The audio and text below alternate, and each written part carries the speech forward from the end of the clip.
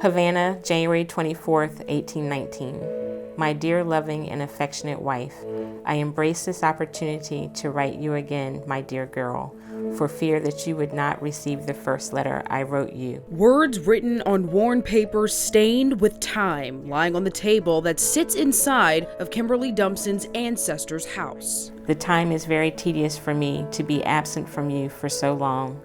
But my dear girl, I shall not ever cross the Atlantic Ocean again to leave you behind. This home belonged to her grandfather's great-grandfather, Isaac Rice Sr., an abolitionist and friend to Frederick Douglass. Tell Mr. Rice I have been amusing my boys with his riddle. None of them guessed it. Thank you for your kindness. Your friend, Frederick Douglass.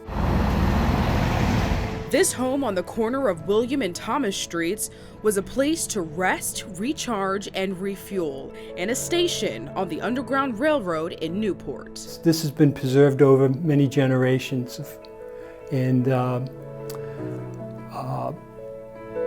it's a beautiful thing. Not to be confused with a physical train and tracks, the Underground Railroad was a network of people, places, and routes helping Black people escape slavery in the South. Bethel AME Church, Providence, there was a tunnel underneath the original church. This was another stop along the way. Bethel AME Church in Providence, originally located at 193 Meeting Street, which is now home to Brown University. Bethel now sits in this brick building less than 10 minutes away. A place of rest was critically important, and having the church there was also important as well, because it also talks about our faith. It talks about us as a people. I paid my mistress $120 a year. A part of the time I had to find my board and all of my clothing.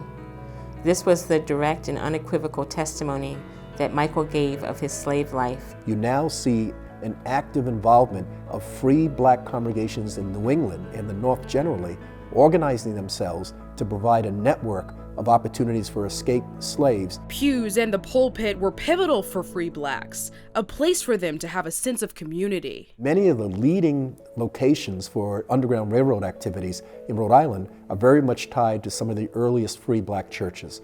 Bethel AME Church, Cognan Street Church, Union Colored Congregational Church in Newport.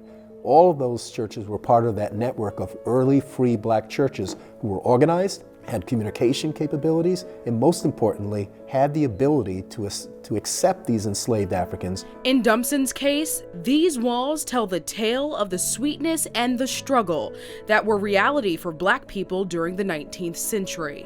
Michael left a wife and one child in slavery, but they were not owned by his mistress. Before escaping, he felt afraid to lead his companion into the secret of his contemplated movements. But not only Black people are to credit for the progression of enslaved people. Quakers played a role in abolition too. Sometimes we have a tendency of thinking that, it was only Black folk. Allyship is very rich in history as well. These are folks that were really pushing to make sure that this country stood up to and embodied the meaning of what was in those founding documents. But what is fact and what is fiction as far as the Underground Railroad is concerned?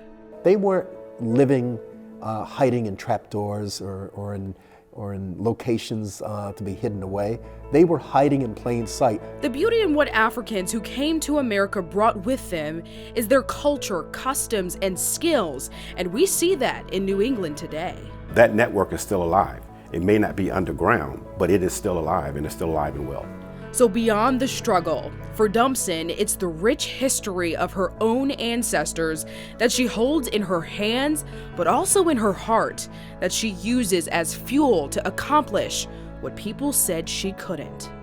It's a huge responsibility to be able to tell somebody else's story.